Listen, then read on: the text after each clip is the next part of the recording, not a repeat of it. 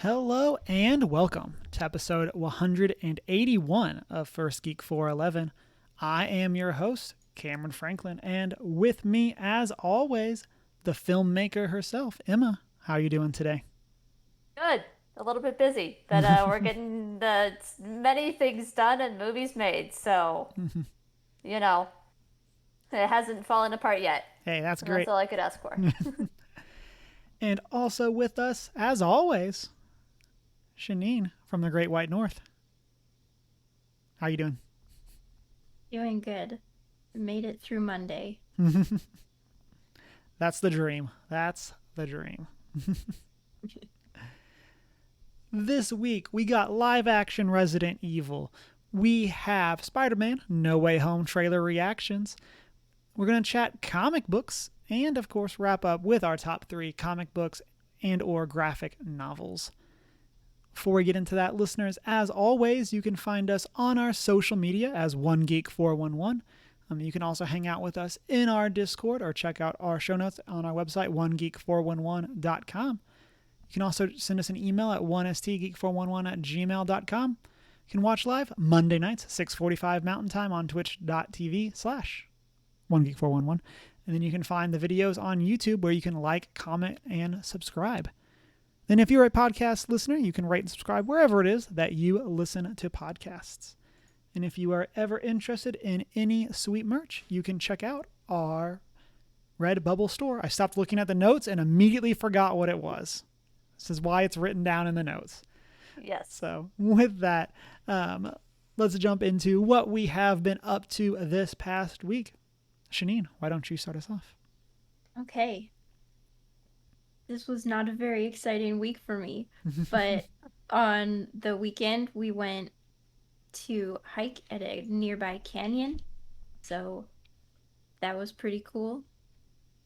Took some pictures and stuff. It was nice. It was really nice to get out in the nature. And Exandria Unlimited, the Critical Role campaign, had their wrap up. So it was like a round table. What did everyone think of everything? And it was just like 2 hours of them gushing over each other and RPGs, and it was amazing. That's awesome. How many episodes was it? 8. It's not too bad for people like me that are already, like, of course, super behind. Yeah, same. For those of us who never started. Yeah. Halfway through the second episode of the first campaign. So, Hey. yeah, EXU is the only thing Yep. I've watched. 148 and a half to go. Yeah, getting there. Do you have a favorite character from EXU?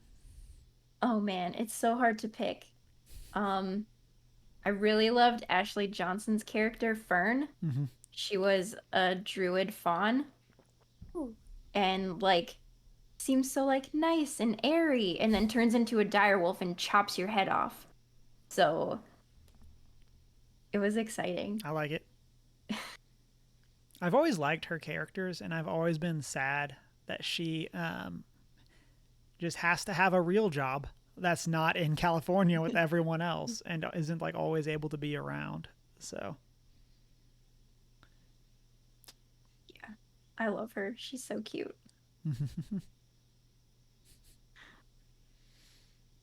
Emma? Very hard to pick a favorite though. Yeah. I mean, I think that's the joy of when you have a good cast is it's like the cast plays off of each other so well that it's like I like this character because of how they interacted with this other character. Of like, for me, like thinking back to Critical Role season 1, it's like the Scanlan Grog like interactions are some of my favorites of just like their shenanigans.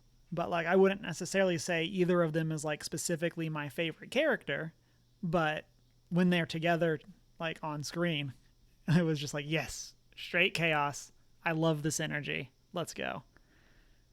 Okay, you should watch EXU because it's like that, except the entire party is chaos. I do like that. That is something So good. that has my attention. So feel like that's like the opposite of ours. I feel like we're like super chill, relatively speaking. Yeah. We'll see what happens. Yeah. Now I'll be that joined a rebellion. yeah, So yes, who knows Yeah. at this point? yeah. I would not have placed money on Shanine's character being the agent of chaos in a game that I'm playing in, but here we are. Emma, what have you been up to this past week? A lot, but I forgot most of it, which is why it's written down. For this first project for school, I'm the producer, which is not very fun. I did not enjoying it, but I'm doing what I can. So we've been doing casting stuff for this first project yesterday and today, and that's probably been the most enjoyable thing about it. Like, it's really fun to actually be a part of casting, because you have the script and you have this image in your head of like how you want the character to be, and like you get to work with other people. So that's been a lot of fun recently. Um, and I ordered the second volume of the Sandman omnibus thing, and it came. So I'm really excited about that. And I've been reading more Sandman. Um, I've just been very much in love with it recently. So I've been enjoying that. And then I started watching The Walking Dead for the Zambonis. The So Zambonis. the Zambonis, because apparently you can't trademark the term zombie. Oh, So I'm just calling them Zambonis. makes sense. They're not zombies. They're Zambonis. They are slow moving They are slow moving. and Um, easy to avoid when there's just one of them. Yes. So I say as I I've mean, never that's tried to been outrun a pretty fun. Zamboni, No. so I have no clue how fast they actually go. I do feel like it is like dependent on their origin, but I've been enjoying it so far. I'm only like 3 episodes in, but it is so far exactly what I expected. But that's not a bad thing. Like, it's still enjoyable, even though like I'm like, yeah, I saw this coming. That was expected, whatever. Like, so yeah. Shane, have you seen Walking Dead? Not all of it. I can't remember. I think I left off like right after Negan gets introduced. Mm-hmm. I've literally never made it through the first scene of the show. Of like I don't even know if I've heard a character talk. Like, it's one of those where like I've probably started it like 3 or 4 times, and literally like the opening pan starts and I'm just like, I'm not in the mood for this, and I Yeah. just stop. Like I said, I'm confident I've not heard a character talk. Yeah. I saw the first episode at some point and then just didn't go beyond it because I was like, I'm not interested right now. And then I came back and was like, I know I've seen the first episode. Probably don't want to watch it again because it'll probably turn me off again. So like I just went right to the second episode and it was more like engaging. But You know, I was obsessed with it for years, and then I just stopped. mhm. Yep. Yeah. So for me, this weekend, Deanna was in a cosplay event with Rebel Legion, raising money for charity at like a silent auction. But on top of how cool that normally is, it was at my LGS where they were doing the event. And so I just got to hang out. A friend came and we played Magic and then like walked around the store and we did some shopping. Deanna and I bought have you ever played Unlocked? They're like little escape rooms in a box. Not that one, but I've heard of it. Well, apparently they have a Star Wars set, and so of course we bought that, and so now we're looking forward to playing that at some point. But yeah, so like that was a great time. Obviously a good cause as well. And then also played some Jumpstart Historic Horizons, which is just like buzzwords.magic set. And that's been a ton of fun. The basic premise is that you get 3 booster packs that each have a theme, and you pick one. And then they show you 3 different booster packs that also have themes, and then you pick one, and then you mash them together and play. It's kind of like Magic the Gathering meets Smash Up, if y'all have ever played that game. So I've played a lot of it. And I burned through like half of my coins playing that. So that was a lot of fun. And um, and then kind of just playing some other general magic stuff like that. And then I don't want to go too deep into it, but we also did a book club, and we have thoughts on that. Um, Yes. um, it was indeed a graphic novel. Um, it was indeed named Masters of Kung Fu Epic Collection Weapons of the Soul. Um, and we did indeed talk about it. People can go find that over on our YouTube to get the full thing. I don't want to trigger anyone, but A lack of words yes, speaks volume. yes. Um, but consequently, because of that, I have access to Marvel Unlimited now for a while. So I've been taking advantage of that and reading comics, and I put like a post on my Twitter asking for any suggestions people had, and so I also talked to some people at work, stuff like that. And I want to call out that on Marvel Unlimited there is a new Shang-Chi series that started this year. The first one was in May. And again, I don't want to get into spoilers, but I'm going to be bold and say it is literally infinitely better than the one that we read for book I mean, club. that already says a lot. Yes, like so highly recommend. It's I've been reading a lot more. I'll talk more about comics throughout the show because it's going to be coming back up. But it stars Shang-Chi, a different sister, not the same one, and Spider-Man.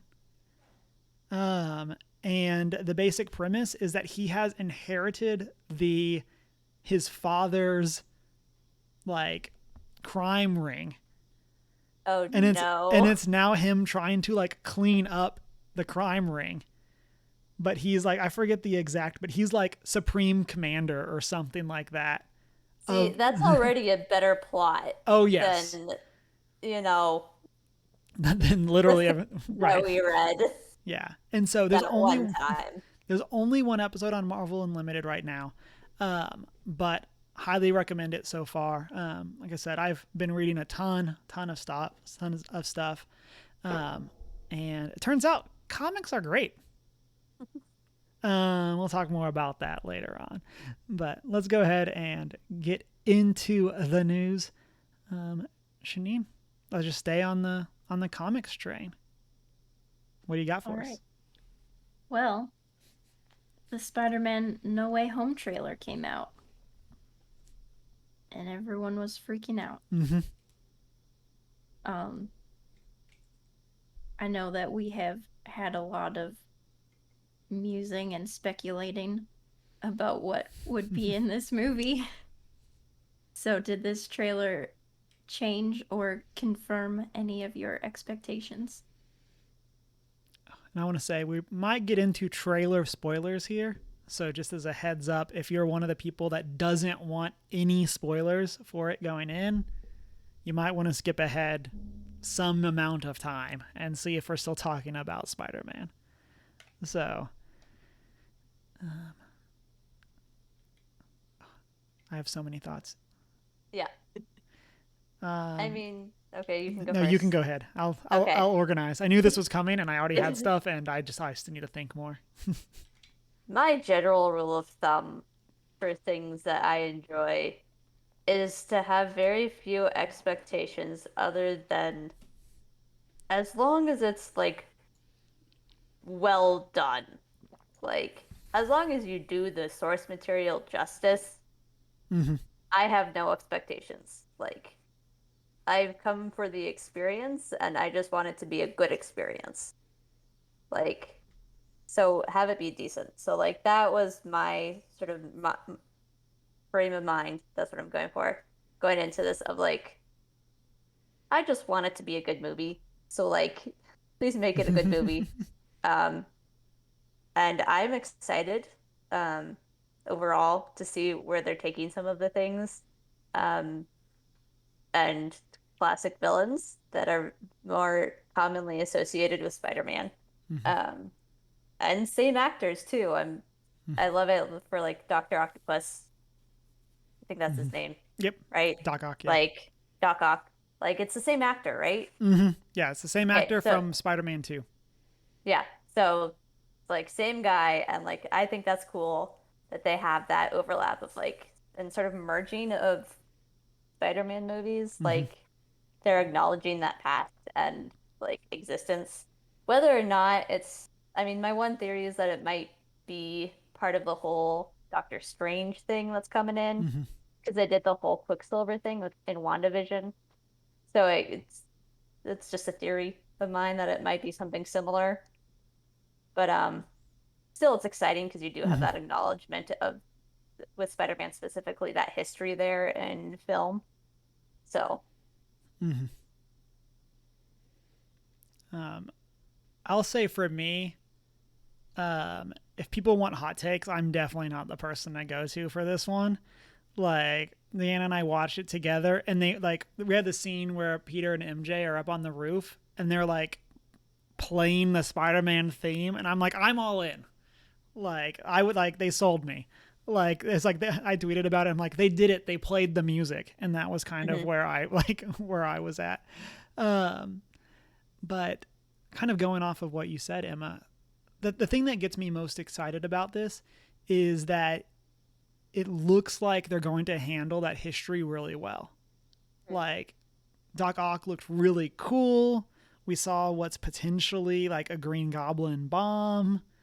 Like so like no matter what this means for wider implications, whether we are officially getting Spider-Verse or this is just Doctor Strange mumbo jumbo kind of like what you were saying, it looks like it's going to be really cool.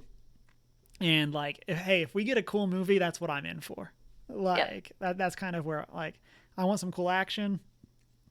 I want to see Peter swing. um I want to see him web some people.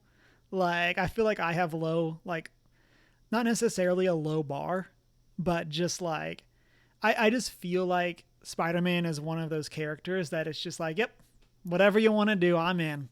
Like, and then if anything, like anything cool with the time, like timeline, all of that is like gravy on top. So,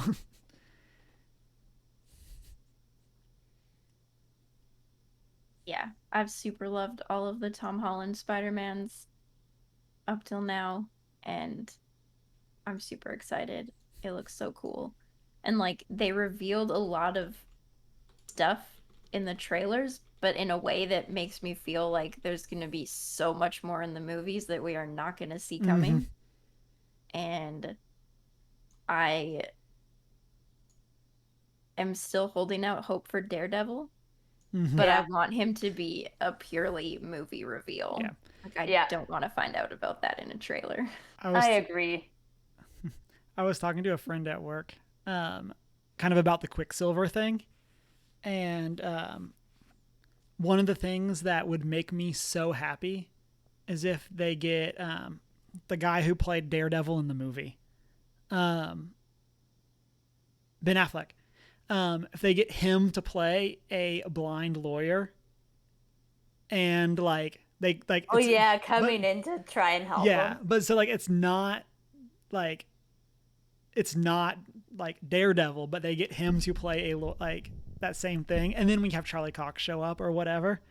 Of like, I would just love the juke of them trying to like Quicksilver us again, Yeah. where it's like that we understand that the fans will get super excited about this, and then we're just gonna play around and like and do stuff like that. I would just be so happy if they just like literally mess with us, make all these reference like in jokes, in references. Hmm. I'm I'm all in. Always all in. Um, so we kind of knew the premise for the movie. What'd y'all think of kind of getting the more specific stuff on like the spell gone wrong kind of thing?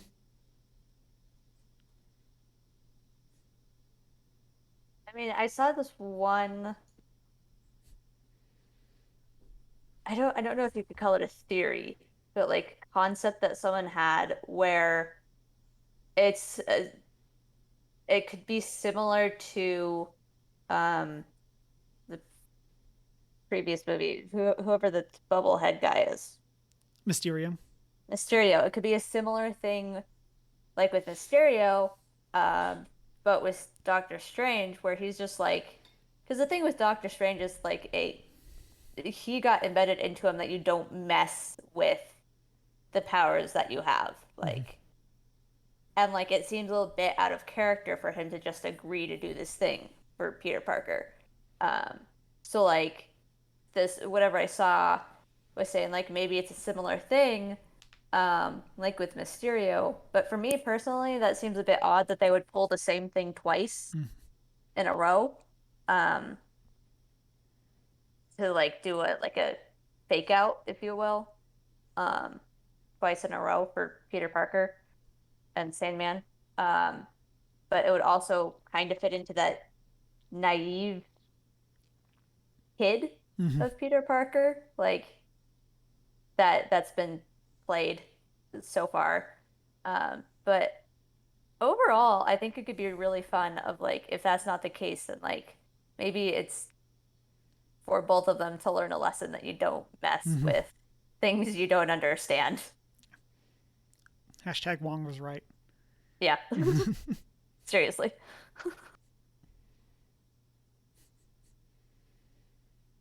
Yeah, it did seem strange for Doctor Strange to just agree to do it.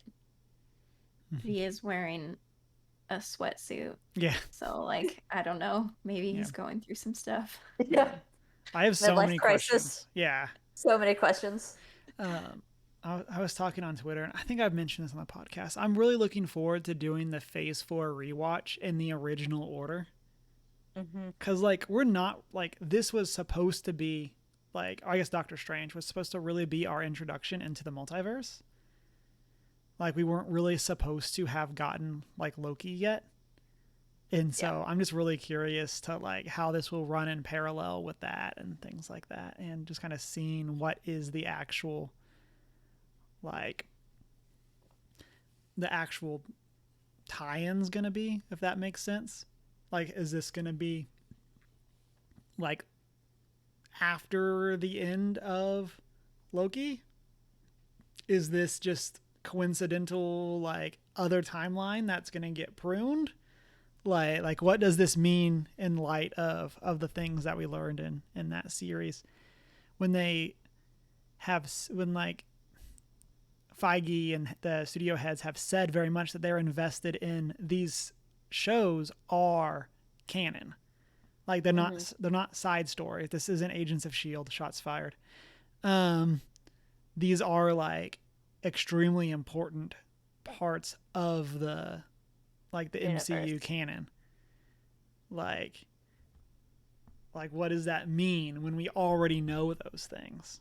Like, is Yeah. this going to be like the end of Black Widow, where we get the tease for something that we already saw in Falcon and the Winter Soldier? Like, I don't know. I'm super interested. Well, and I think Marvel too sort of learned their lesson with Agents of Shield in that people are interested in the things that impact the actual Mm-hmm. universe. Like, we wanted more of Agent Coulson, but we didn't want a show that had no impact on the rest of the universe. Right. Like, just because there's a demand, like the demand is connected to how we want, like to the rest of that, like the bigger context. Mm-hmm. Whereas like Agents of Shield, like they we had Agent Coulson, but they strayed away from that context, the context in which we wanted him. So like I think they learned a bigger lesson with that of like, yeah, there's what 8 seasons or something, but it didn't succeed very well. Yeah. Whereas with these other TV shows like Loki and WandaVision, they like saw that Agents of Shield and went, Mm-hmm. how can we do this in a way that's for the fans, but also that like we benefit from? Mm-hmm. That was the characters in the context of the universe. Mm-hmm. So Completely agree. Um, And I was like just affirming what you just said. That was why I stopped watching Agents of Shield. Yeah, same here. Like literally what you said Same is here. 100% the reason of like I enjoy this show, but it just doesn't matter. Yeah. Like it's one of those of like especially like their Ghost Rider arc was really good. Their Inhumans arc that is better than the Inhumans show that they made. Like there were some really cool like twists and stuff in Agents of Shield, but literally none of it mattered. Yeah. Like, Well, um, and that's something that I think DC struggles with a lot is that they answer the demand for the character, but outside of the context.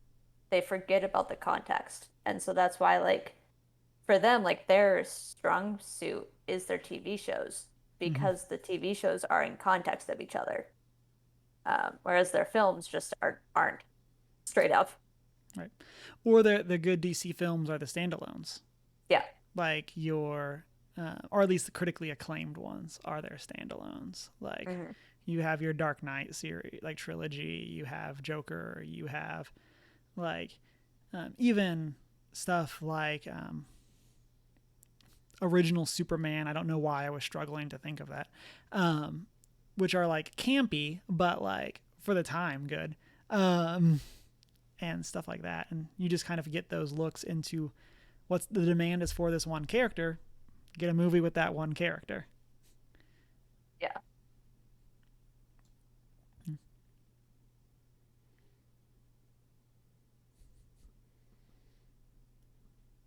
In chat, Deanna said that I sound like my dad when I describe Spider Man. Because my dad's biggest criticism is that like I watched the first movie and he just swung around, and then I watched the second movie and he just swung around some more. I didn't need to see the third movie because I know what he's gonna do. Swing around some Yeah, more. and like, so she's like, "You sound like your dad." I was like, "Yes, but I like that. Like this is what I'm in for. Is like get me like Marvel Spider-Man on PS4 where I can literally just swing around New York City That's all all I in." want. That's Like, all I want. I'm not saying like I have like low standards for the movie, but I have a very simple checklist for what I want to see for that movie to be Yeah. good. Yeah.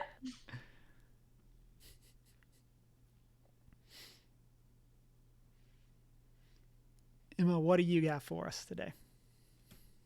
We have a first look at some of the cast for the Resident Evil live action reboot? Question mark? Because apparently they did a live action thing in the past? Mm-hmm. Question mark.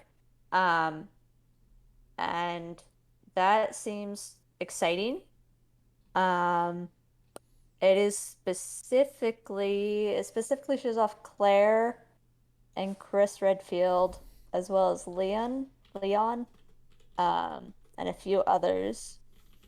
Um, watched a couple of like playthroughs of Seven, I think, and it seems like I'm like mildly excited for this, but like I've never been invested in the series, so like I have no expectations for it overall. Um, but are there any thoughts on this reboot for more live action Resident Evil, if at all? And or have you had any interactions with the franchise before? Shanine, I feel like you're an expert on Resident Evil. I am not. Like Shanine's gonna bust out all of the lore for us. No, I have heard of Resident Evil. That's what I know. I'm about the same. Okay, that's fine. Yeah. I think the most I've ever seen is Infinity Bros were streaming it, and I Okay, this watched. is just more of a piece of news then. Yeah, I was We like, I have watched that, and so I don't really do spooky, and this is kind of up there with spooky. So yeah, yeah, that's fair. I Um, think the game that just came out or is coming out or whatever mhm, looked interesting. yeah. But that's about all I know. mhm. From my very baseline knowledge of the series, it's kind of it's a fascinating world and like story concept. It's kind of like zombies, but more like fantastical in a way, like with more of a kind of like a fantasy aspect to it. So like they're more like knowledgeable and there's like some like legit science to it and um there's also some like weird um sciencey stuff Hmm. going on overall. Yeah. People building things and that they shouldn't be messing with stuff that they shouldn't mess with. Hmm. Um, but it really is,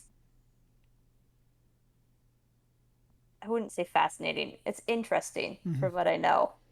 It's Um, it's one of those like worlds where I think I find the lore of the games more interesting yeah, than the game itself. yeah, yeah. Of That's like, kind of where I stand too. Of like, I just kind of like SCP Containment Breach mhm. or whatever. Like, I'm just fascinated in these random things that people have made up where there's like a fridge that you have to keep looking at or whatever.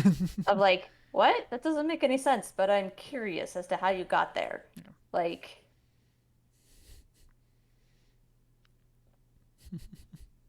yeah. So that's what I got. There's a link in the show notes if anyone is a Resident Evil person, Hmm. um, to an article that has more information. So that is a thing that we got this week. Um, for anyone who likes Resident Evil. Hmm. And if you are a Resident Evil fan, listeners, let us know if this excites you. Like, what do you think? What are you hoping for?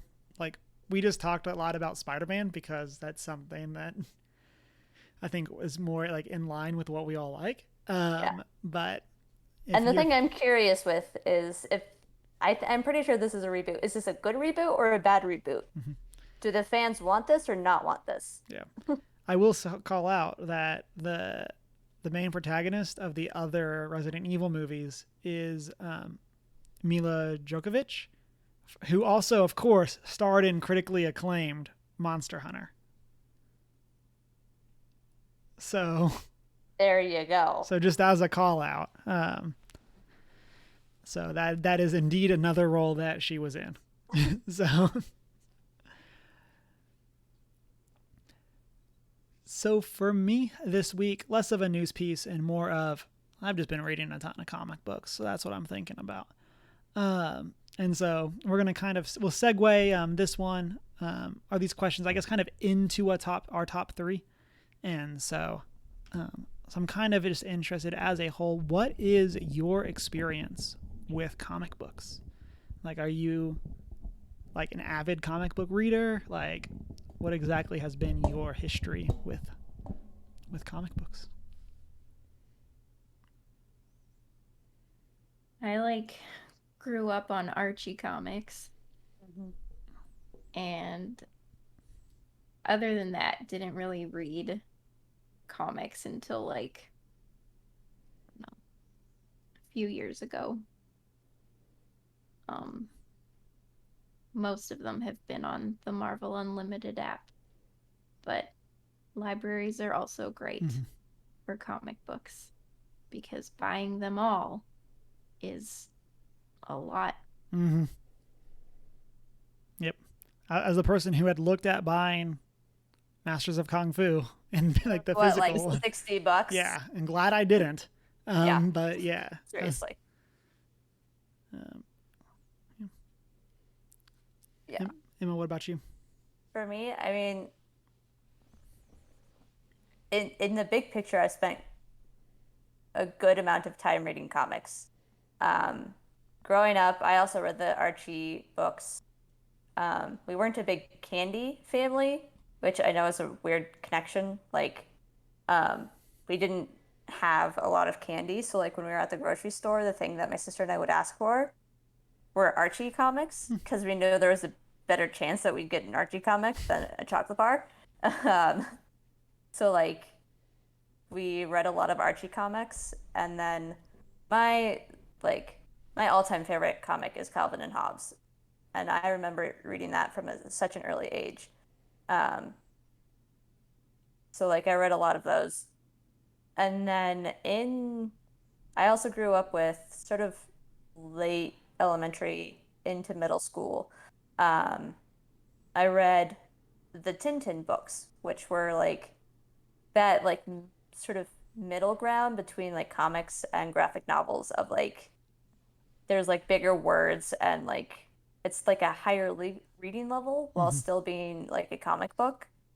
So my parents introduced my sister and I to those of like it has a more like reality-based storyline while still being like comic books. And I really enjoyed those, still do. And still like they're a special place in my heart because I love the art and everything. But now I sort of faded out of comic books for a while because I got really into the big like fantasy Mm-hmm. um, books and science fiction and things like that. But now I'm getting back into them, especially as I'm more and more busy with school, because they're simple in terms of reading. Like they don't require a lot of energy, Mm-hmm. but they're also fun and enjoyable. They're a nice way to relax, and like I'm discovering new stories that I wouldn't otherwise Mm-hmm. have read. Um, so that it's been fun to get back into them and get back into like feeling like I've made a lot of progress in reading, like because I've read like 25 pages versus like Mm-hmm. three. Right. So, Yeah. And I think I'm kind of in a similar boat to you there, Emma, where like we kind of always had comic books around, but I never really would have described myself as someone who like read comic books. Like we kind of just always had few, like kind of like what you're saying about um, like Archie and stuff like that. It was just kind of like, yep, this is. It's like one of those things of like my dad's a dork, and so it's like one of those of like, hey, like, but like comics were never like my defining version of characters. Like I think I've talked about that before, but like I very much come at like even like a lot of my favorite characters with like how they were represented in TV. So like 90s X-Men. Like I would describe myself as an X-Men fan. And it's because of the 90s X-Men show, X-Men Evolution as well. But like those are my defining versions of those characters, not the comic books. Um and like I didn't really get into like actively reading comics until I finished college. Um, and like as I was job hunting, I had a lot of time, and like the half price books near where I lived have had a bunch of comics, and so it was very easy to just kind of go in and like get a collection because they were easy to get and relatively cheap in that regard. And then I kind of fell out of comics for quite a while. Um, I typically buy the like graphic novel collections. I'm not a big fan of buying individual comics. Part of it is because I'm the person that doesn't trust publishing companies. And so I'm like, if y'all aren't going to keep printing this, I don't want to read it. So yeah, like I want to know that when I start, I'm gonna get the full story. And yeah, so like, and so that's part of what I enjoyed about like buying from half price books is because they were older comics. It was very easy to just like, cool. Well, I'm gonna get like issues 1 through 20 for $10, something like hmm that. Whereas like obviously like doing that in paper, that's or doing that as they're coming out is like 6 month commitment or something like that. yeah. And there's no guarantee you'll Mm-hmm. get the end of the story. Exactly. Um, and so like I've always liked those or the shorter runs of like this won't be on my top 3 list, so I'll go ahead and bring it up. Though I really did enjoy it. A friend recommended Doctor Strange: The Oath, which is a 5 issue run that I read on Marvel Unlimited. That basically deals with his Hippocratic oath and how he's still like one of the big moments of like is like of the many oaths I've taken in my life, the first and most important was the Hippocratic. And so it's kind of an interesting moment as Doctor Strange actually has to tend to Wong and help keep him safe. And so it's a very cool run. But like it's only five issues, and so I've always gravitated towards that because it's quick. You get in and out, like, and you can kind of typically get those collections. So, yeah. I'm trying to think what else. I'm also a very big. I saw the movie and I liked it, so I want to see the graphic novel. Yep. Like I'm very big into like the I'm already into this IP. Show me the graphic novel. Yep. That's basically what got me back into reading comics was I started watching MCU movies and was like loved them, fell in love with Marvel and was just like now I want to read like the source material. Like I know it's not going to be the same for like reasons, There's always a good reason for something most of the time.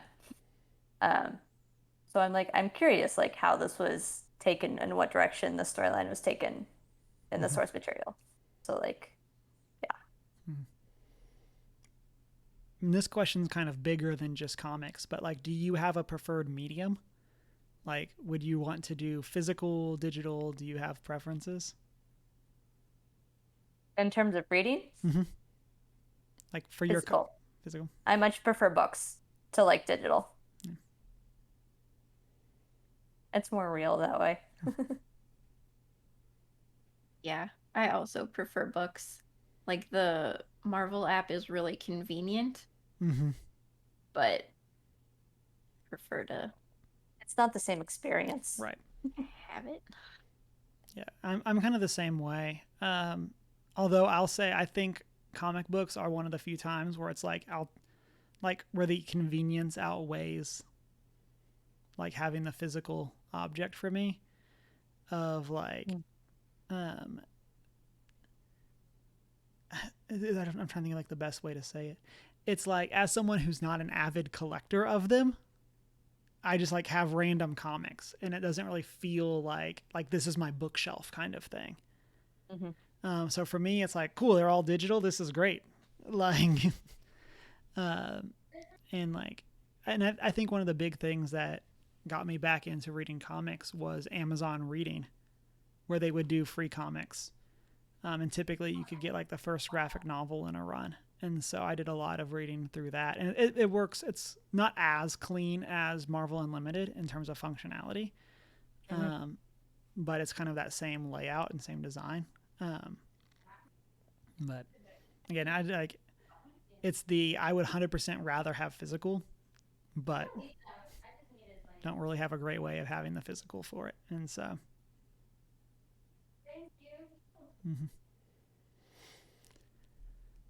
So with that, originally I had an extra question here of what are your favorite comics, and then we're going to just segue this straight into our top three instead of our top three comic books, graphic novels. They can be individual issues, they can be runs, they can be a standalone. The normal rule of top threes are that there are no rules. So it's kind of just whatever you think and whatever you decided. Listeners, as always, let us know what you think over in our Discord chats or on our social medias. So, is this me just trying to get more comics to read on Marvel Unlimited? Yes. Possibly. That might literally be the goal of this. So sorry, Cameron, I won't give any help to you this time around. None of mine are Marvel. So, and before we get started, we'll just tease that coming in. Emma, there is a Horizon Zero Dawn comic book series. I know. And I haven't read it yet, but yeah. I'm excited to read it one day when I actually look into / I have the finances to read it. So I'm in that boat of I saw it at the comic book shop. I'm like, oh, this is awesome. I'm gonna wait to buy them all together. Yeah. And so that's also why I haven't read them yet, because I'm I love the art. I follow a couple of the artists for it, and I want to go in and read it, but I'm I don't know if this is gonna stick around, so I'm gonna wait until there's at least they've hit their dead end point, so that I can know either get the individual issues or the whole collection.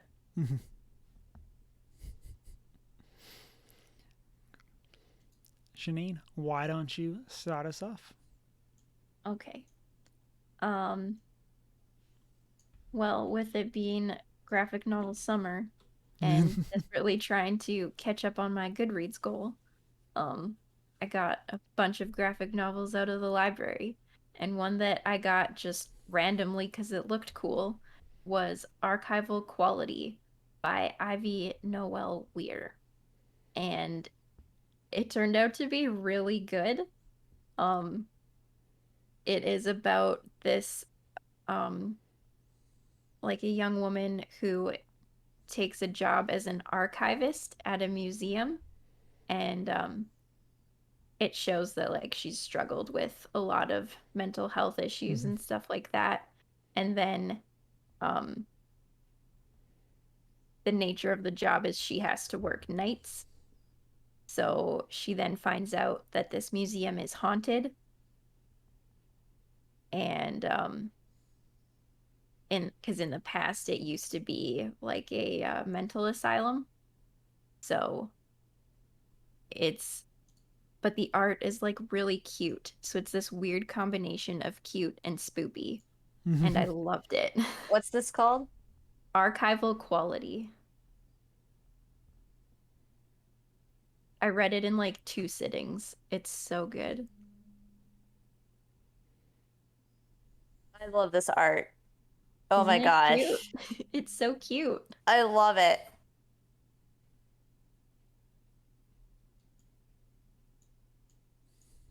I'm gonna add this to my list for I want to read this now. Yeah. So it's good. It's like cute and quirky, but then also dealing with like serious topics like Yeah. mental health. So, yeah, really good. I think it balanced all of its aspects really well.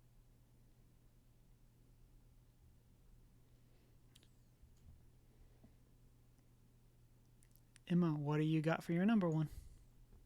My number one, since I've been so obsessed with it recently, Sandman. Love it. Would recommend it. Um, it's pretty easy to just sort of jump in anywhere.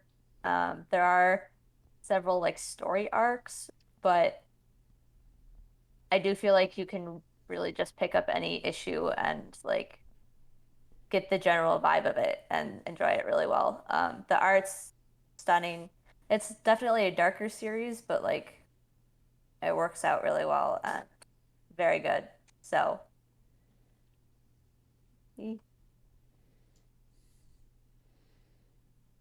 I want to Um, read it so yeah, bad. it's on my list yeah, as well. I would really recommend it. Um, even if you just read like the first 15 issues, 15, 20 issues.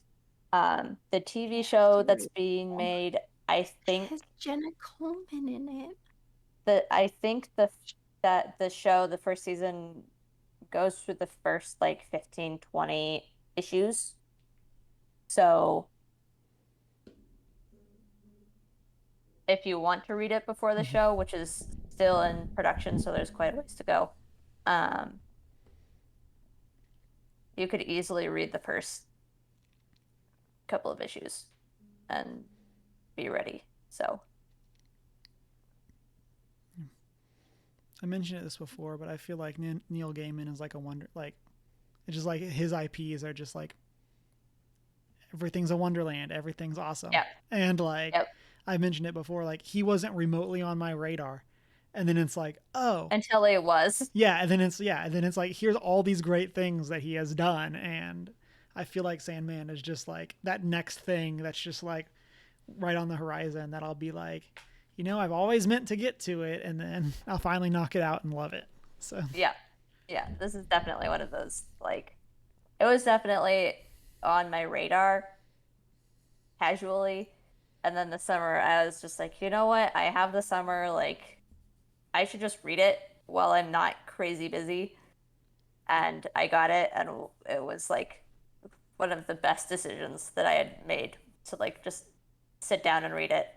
Because normally, like, if I see a TV show that's being made from something mm-hmm. that looks interesting, I'll be like, oh, okay, like, I won't I like to read source material before the TV show, but like if it's mildly interesting, I won't.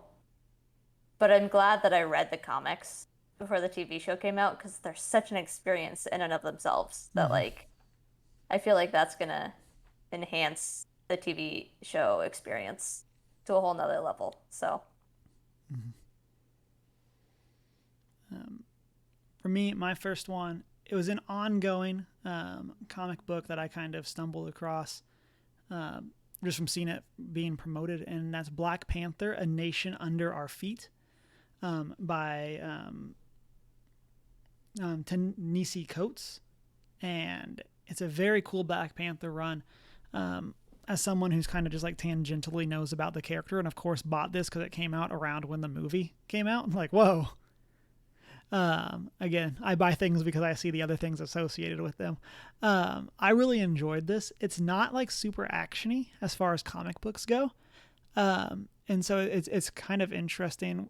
It very much hits on that idea of one of the things that's cool about Black Panther is that he is a king first and a superhero second.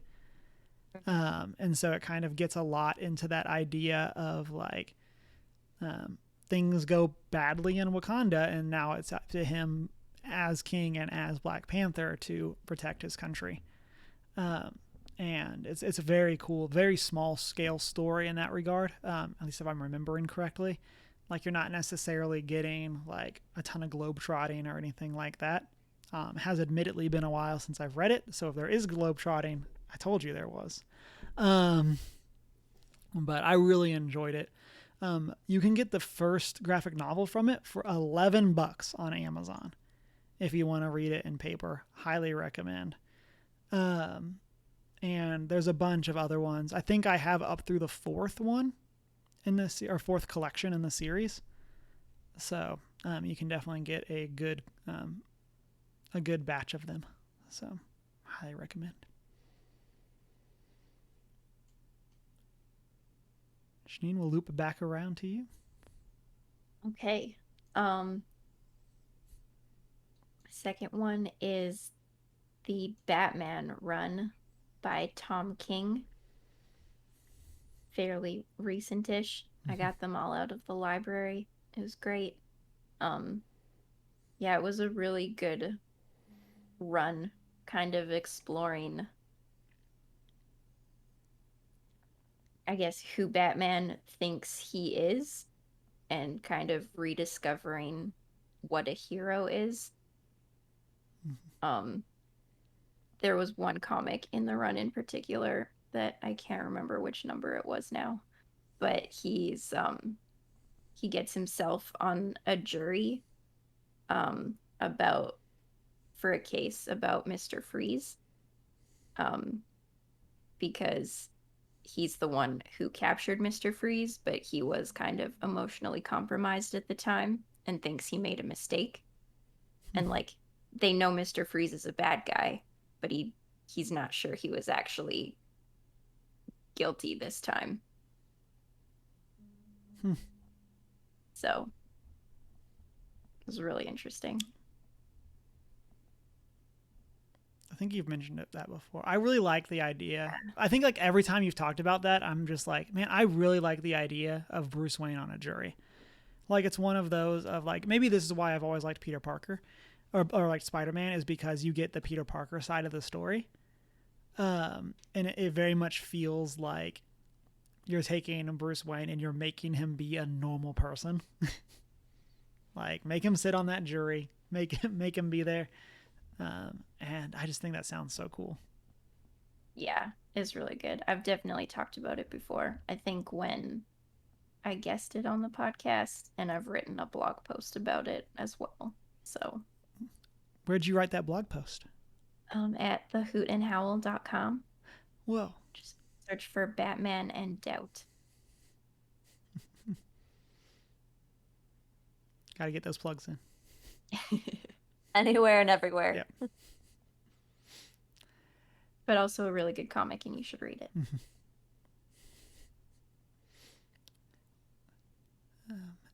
Emma, what's your number two? My number two is I don't know. I had to think about that the Amelia Cole comics. They're by an independent group, so like they're not any big company like DC or Marvel. But the art is really pretty. It's a full collection, so it's been completed. And it's like urban fantasy, urban magical, basically, um, about this like young lady who has to save the world, essentially, is the basics of it. But she has a instead of a wand, she has a magic wrench. So she just runs around with her magic wrench and fixes things.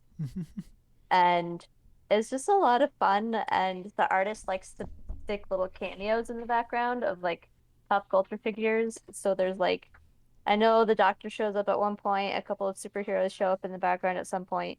Um, you have right there, if you can see it, it's Shaggy from Scooby-Doo. Like all these random little pop culture figures show up. Um, so it's fun to look for those, but it's also a really fun story. She accidentally makes a giant golem creature, and then like it becomes her just friend, this silent, like large, stupid friend who she just walks around, but he's like super helpful and like nice. Um, and it's a lot of fun. So it's the Amelia Cole comics. I would highly recommend it. It's a very pleasant read. So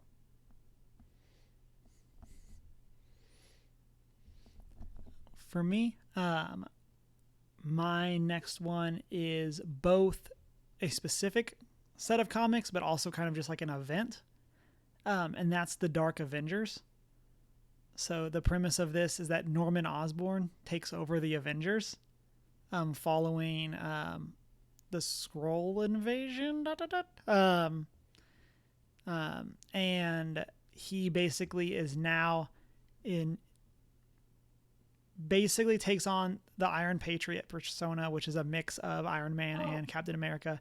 And then he assembles a team of villains that are basically all pretending to be heroes so they can get paid. Like it kind of has that like Suicide Squad like mentality, except like they're not forced to be there. So like one of my favorites is Bullseye is pretending to be Hawkeye. And he just whines about having to use a bow the whole time, stuff like that. what does he normally use? Whatever he wants. Um, but yeah, it's a very interesting event. I very much like those. Like status quo kind of gets flipped, and so I very much enjoyed that and recommend it. There's just like again, there's just a lot of wonkiness of these villains trying to like not trying to be good people, but just pretending to be the heroes, so that the public will like them, kind of thing. But okay, final ones. All right. Gotta get the Marvel one in there. I really enjoyed the Scarlet Witch from 2015. It's a 15 comic run, and they have a different artist for every issue. So it's really cool seeing like the different styles and stuff. And also just a really good magic-y story with like crazy planar stuff going on. And yeah. I think that one's on my list for trying to make sure, see if it is the that specific one. It's good. Highly recommend. A fox shows up in one of them. Yes, it is that one that's on my list. I already got that one ready to go. So it looks very cool, from a little bit of it I've seen. Yeah, I liked it. Mm-hmm. Okay. Emma?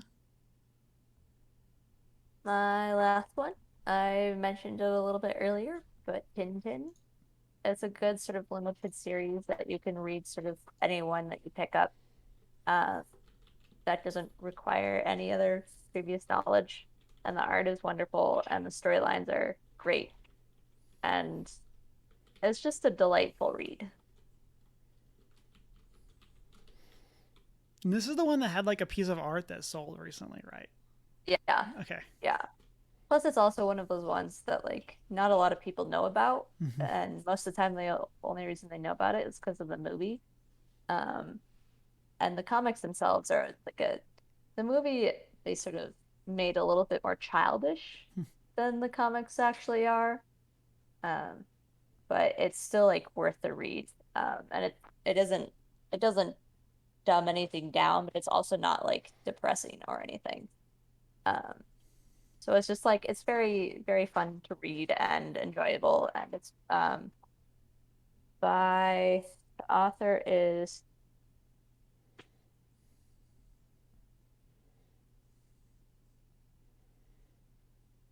it's a Belgian series. That's what it's going for. So it's not American, and it's like something from some other world. It's from a different culture, so like it gets you sort of a view of the world from a different point of view.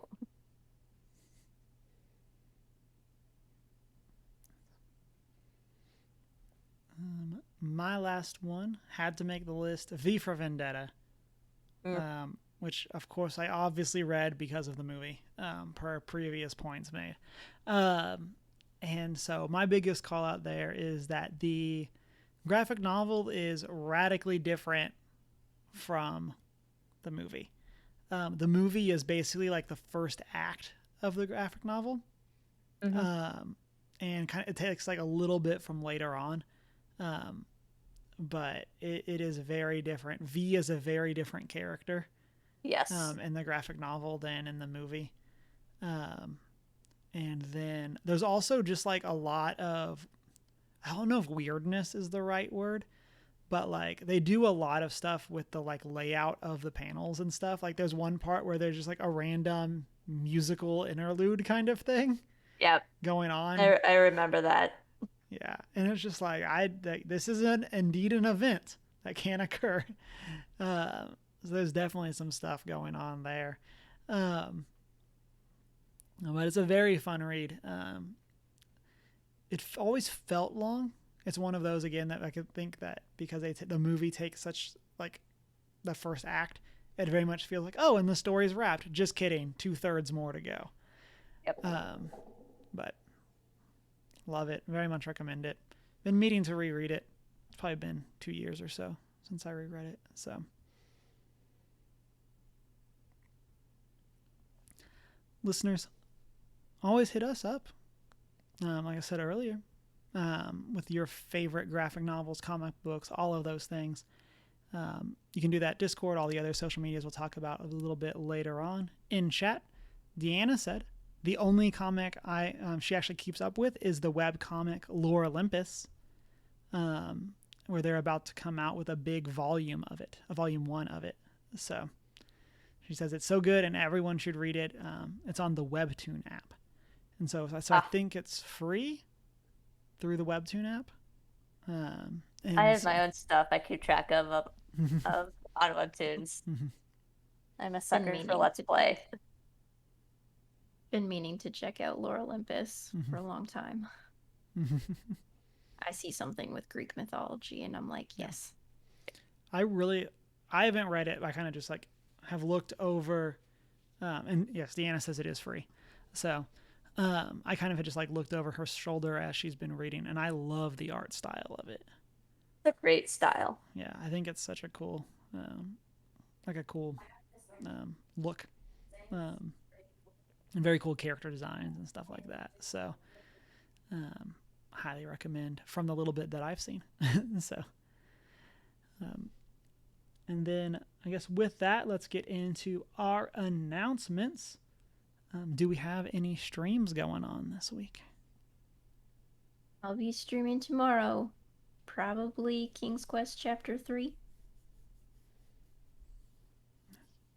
I've got to figure out Thursdays now with my class schedule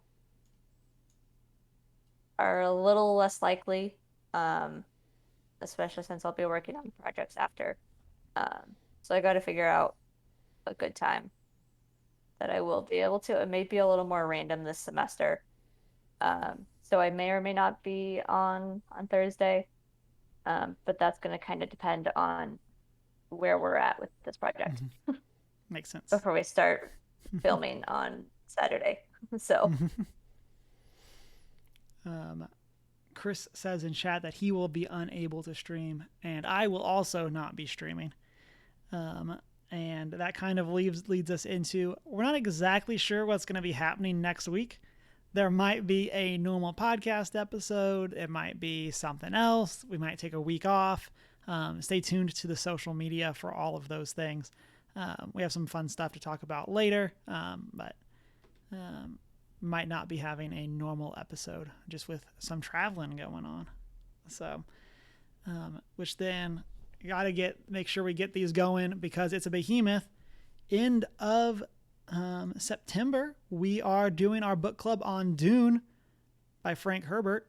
I did not wait till the last week to start this one. And by that, I mean I have ordered the book. So, because this is a beast of a book. And so definitely one to start early and, again, not wait till the last week, especially if you're like me and are a slow reader. So yeah. there's also a good chance that I do the story explained for this before the book club, just to make sure that whatever I miss, I don't sound like a crazy person. So, but with that, listeners, you can find us on our on our social media as One Geek 411. Join our Discord server to hang out. Send us an email at 1stgeek411@gmail.com. Check out that Redbubble store. Come hang out with us on Twitch. Be part of the post-show chats, and you can find the videos over on YouTube as well. And rate and subscribe wherever it is that you listen to podcasts. And then check out the show notes on our website, onegeek411.com. And then you can find us on our personal social medias. I'm Humar Whittill. I am not prepared with an I. I'm the Hoot and Howl on Twitter and Hoot and Howl Tales, TALES, on Instagram. And it's been a great week. Wash your hands. Watch a movie. Read a book. I love you.